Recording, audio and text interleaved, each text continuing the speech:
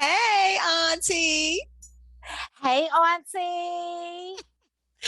Welcome, everybody, to the Aunties Take On first episode with Auntie Tanya. You can call me TT. And Auntie Ipe. Mm-hmm. So, you may be wondering, who are the Aunties? That's us. We are the Gen X generation of aunties that we believe are not represented in today's media, and we're here to change that. We are over 45, some of us over 50. We are 50 fly, Black, single, and child free. And we are, as Tanya's nephews say, cringy as hell, but we still fly. You know who we are. We know, you know who you are. And for those of you who don't fit the bill, you can still be an aunt, but we are here to give the realness while we talk to our fellow aunties. Okay. Hey, Auntie. Hey, Auntie. Okay, well, so today the aunties will take on the new version of the Sex and the City series, and just like that, episode 1. Spoiler alert. So let's get started. Auntie Ipe, first give me your general impression, and then we're gonna go scene by scene and talk details. So you mean Death in the City? You mean White Tears in the City? You mean and just like that, white fragility. That's my take. Woo, okay. Using your model, I'm gonna say it was like woke in the city. I don't know how many woke boxes they were trying to check, but I think they got them all except for the auntie box. So there were no aunties in sight. But I'm still gonna give it a chance. So I'm with you. I got a big question mark. You gave it Death in the City, so we'll see. So we're gonna go scene by scene, and I'm gonna ask you to give me one thing you liked and one thing that you didn't like. That So sounds perfect. Balanced. Yes. All right. Intro scene, restaurant scene. What you like? Intro scene, restaurant scene. I like the brother with the cornrow. Hey, the Uncle. The brother with the cornrows. And don't remember what I didn't like. All right. I liked the Nicole Ari Parker. So we did get a Black character introduced. Love that. Diversity. I do like that checkbox, especially the Black diversity checkbox. And what I didn't like was the conversation about the gray hair. It felt a little forced for me.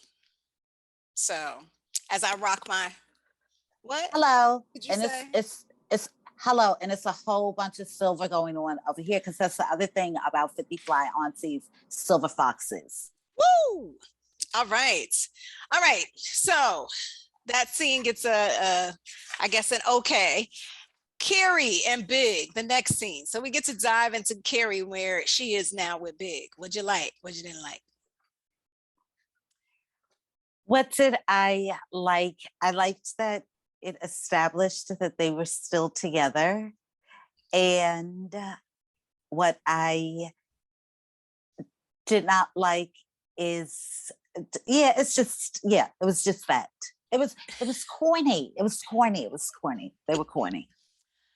As the cringy aunt, I'm gonna say I liked the corniness. That was the nostalgia for me. This was Carrie and Big, and I was like, oh, okay, we still together. We got it, going on. And I think this was probably, a cringy as I am. This was the scene that I like, so I don't have much to say about not liking. Auntie. Yes, Auntie. I do need to do a quick rewind to something about what I did not like or did not get in the first scene, in the restaurant scene. Okay. So in New York, people apparently aren't doing face masks during Corona. Carry on. In case we didn't mention, this is not required to be an auntie, but we are both from New York. So shout out to the New York aunties out there. And as an auntie, it is her prerogative to go back. We do that a lot. So next scene, Miranda. And we got a little preview that she was going to go back to school. So the class scene. The class scene. The class scene was the class. Miranda was much. The introduction of the white tears and the white fragility was much. And what I did like was Professor Wallace's outfit. And I like her steez. I like her vibe. I like her Okay. vibe. Okay. All right. What didn't you like? I told you Oh, the was that? I'm sorry. introduction. The white. Forgive me. The Forgive death me. in I the apparently, pardon, I wasn't clear about that. I wasn't clear enough about that. Maybe you were. I thought that was what you liked, the white fragility. She's like, I'm no. allergic. I'm allergic. So I called this the clusterfuck class. Like I was like, what is going on? We had the pronouns thrown in. We had the braids, the African American black hairstyles. I was just like, I was on overload. This is where I was like, okay, how many boxes are they going to try to check in one scene? So that was, yes, what I didn't like. What I did love was, of course, as you said, the introduction of this other black character, which was fantastic. And I will say, I have to add one more.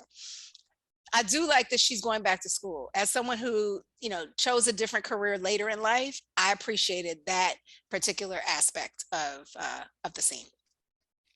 All right. Then we get to look at Charlotte and her home life. The home scene with the skateboarding and the buying the Neiman Marcus dress and all of that. I found that scene to be totally unbelievable in 2021 as a as a parent, and I don't know, of a non-binary or possibly queer teenage child in New York City. I wasn't buying another box checked. And there was something with the yeah, I didn't find it believable. But I also realized as we're going through this, I'm kind of a hater on the show right now, but that's where I am right now. Did I like anything there? I like that they're a family. I'm gonna go with that. Again, nostalgia. Charlotte still with the guy that snuck up on her, which I always thought was a cute story. And I liked the husband. He was out with the kid, skateboarding. That was just really cute. I did laugh because I thought this guy was gonna skateboard right into that entryway where a lot of stuff has gone on. So that was gonna be funny. Yeah, and the box again, another box. I was like, my head was already spinning from the last scene, so it kept spinning. Yes. Where are we going with this? Yes. All right, and next scene, Carrie. We get back to Carrie, and she's doing a podcast. Another box. Let's just be clear. Okay, go.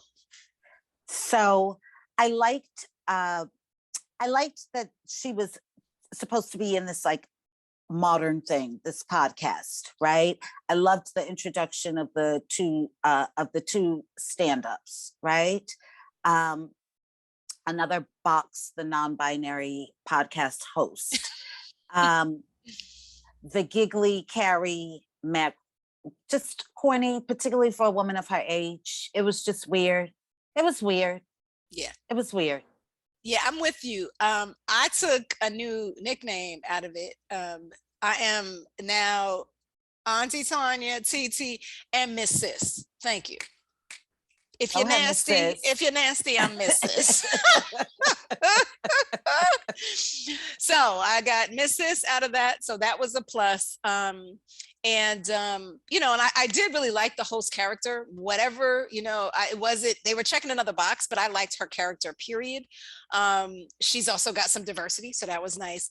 But Carrie, yeah, I'm with you. A woman of our age, we're not tripping over, we ain't teenagers. And that was it was killing me. Yes. Well, also, it was really weird to hear the woman who has written about sex be so weird talking about masturbation? I Unbelievable. it just And I don't mean wow, unbelievable. I mean, it wasn't it I didn't buy it. yeah, I didn't either. I'm with you on that. So then we go back to Miranda. She's in the subway and her her professor is talking to her boo about IVF. Checkbox. Okay, next. What did you think? No comment. Oh, okay. All right. All right, we'll move on because that just had all of your titles for this written all over it. It's just that's why no comment. No comment. I do appreciate, as a New Yorker, I do appreciate it. Although I think you noticed something that, why don't you talk about it? The train station. The train station. It was the Columbia is on the number one, or rather the is on Broadway, and that was on the 2-3 line. And in terms of just realism, it kind of threw me. But I guess yeah, it was that was interesting. Maybe it's based on where they live. We'll say okay, but yeah, coming from Columbia. So Carrie and Big masturbation scene. Gross. Just gross. It was just gross. It was not a way that I ever wanted to see Mr. Big. For me, it was just gross. It was not sexy at all. They needed like a fluffer there or something. It was so uncomfortable. Did you see something I didn't see? Go no, on. but it was so weird. It was just, it wasn't sexy. It didn't work for me at all. And it wasn't funny to me either. And maybe if it had been more comedic, I would have got it. But it just was like, so first of all, I didn't think they had, for some reason, their chemistry, and I don't know if it was because they were uncomfortable with it, but I lost the chemistry between them in that scene. And maybe she was thinking it was gross too. I think you've identified it. That's what it was. I think you've identified it. You've identified it. That's what made it so gross. And I will say overall, and we'll get to this at the end. Well, I will get to it at the end. Then we get to the recital scene, the big culminating scene, which also, dovetails with the, Big on the Peloton. Checkbox, Peloton. Okay. Anyway. Yeah, I'm gonna see how many. I might have to create a little bingo with this show. Because good Lord, they just trying to hit everything. Yes. So the recital scene. We should have done a drinking game. Okay, we'll do that next time. We'll pick one next time. Yes. Because aunties do like to drink. I'm going, before 5 right now. But anyway. Yes, let's go. So what you think? What you think? Recital and Big. So recital scene. I loved the Black grandma. I loved the daddy. And I love Nicole Ari Parker's character, right? For me, the most authentic characters there were those two. I liked that. And I also, only one thing. Okay, so I'll leave it to one thing. And it's your prerogative. You and auntie. And go ahead, thank 50 you fly. very much. And I always adore Steve. And Steve and his hearing aid, he's cute. He's cute. And Miranda, when her wine in the bottle was a hot mess. And you know what? Sometimes bitches be spinning. Anyway, carry on. All right. So was there anything you didn't like? I didn't hear didn't like. No, I'm not gonna. No, I'm gonna stick with what I liked. Mm-hmm. Okay, all right. So that's if we were going round for round, this would be the one round where there may have been, a little knockout for you. So yeah, I felt like. So what did I like? I liked that they were all back in the scene together. So it was kind of all the little scenes, and then they all came back together in this scene. I loved the hearing aid. I'm with you. That was the funniest part when the black boy who I wish he could play a little better, just a little better. When he took off his hearing aid because he was like, I don't need to hear this. That was funny. That was comedy, and the kind of comedy I wish I could see more of in this show. And then, but the big thing was telegraphed to me. I was like, okay, clearly with the way the music was going, he was about to fall out. And that was just kind of, okay, no duh. So, so he does. And we get to this final scene where Carrie comes home. What'd you think? I feel so bad, but all I could do was laugh because you did laugh the whole time. It was so contrived. It was just so dramatic and poor. And I'm just thinking about her running in because what I thought was going to happen, you know what I thought was going to happen? What I thought was going to happen was that he was going to reveal that when he masturbates is when he gets off the Peloton. Like I thought maybe the Peloton instructor was his foreplay or something. Muse I don't know. I was like, you were doing this. I was like, what's going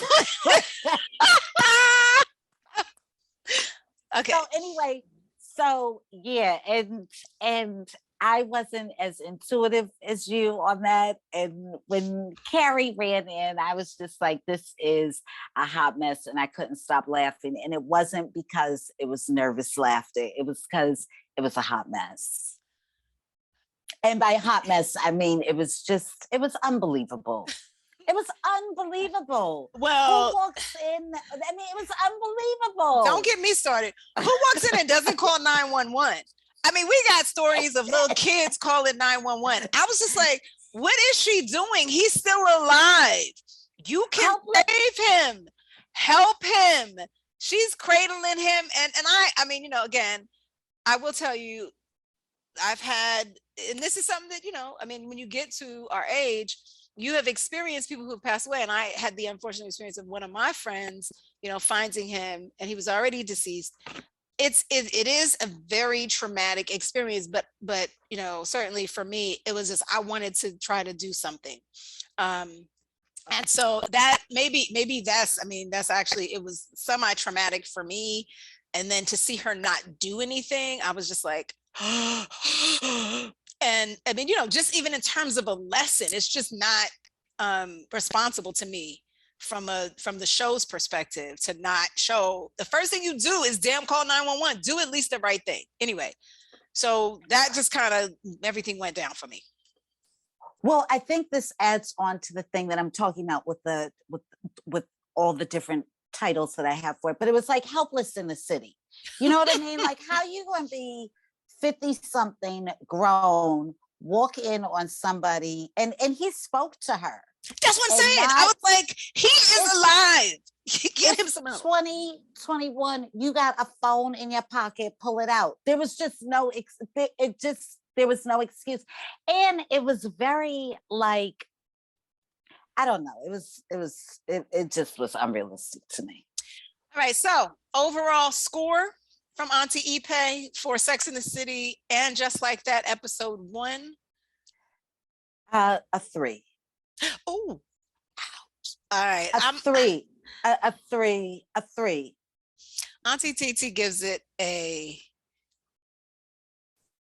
6 because I'm nostalgic and I'm giving them somewhat of a benefit of the doubt. But we gotta get more comedy in it. I'm hoping that an auntie will pop up in there somewhere. And I'm feeling a little bit of an elite vibe with the elite New York, which may have been where they were trying to go, you know. But yeah, I'm gonna need to see some of those things. And if I may add to that, you are an auntie and you can add whenever you want. Thank you kindly. My 3 is for nostalgic purposes. one of the things that I loved so much about Sex and the City is the city was a major character in the show. And part of where I am with nostalgia and wanting to be attached to a city, the city that I know and love, was being able to also still have some relationship to that city as a 50-something single. What does that look like in 2021, right? So the loss of that character as well as Samantha really, yes, that's right. really made that the thing very different for me.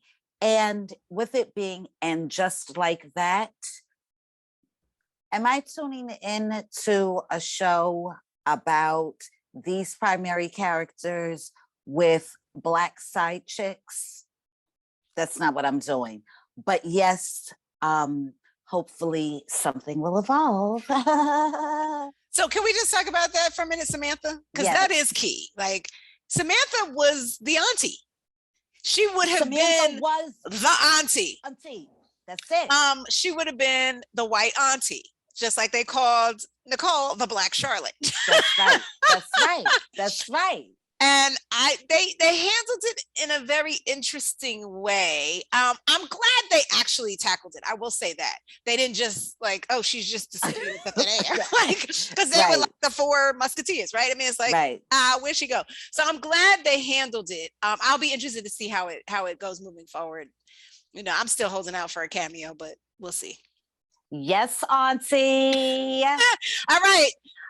Y'all need to work on it. You got a 5 and a 3 from the aunties. So hopefully you guys enjoyed this and you'll want to get the aunties' take on other things. Bye. Yes. Bye, auntie. Bye, Auntie.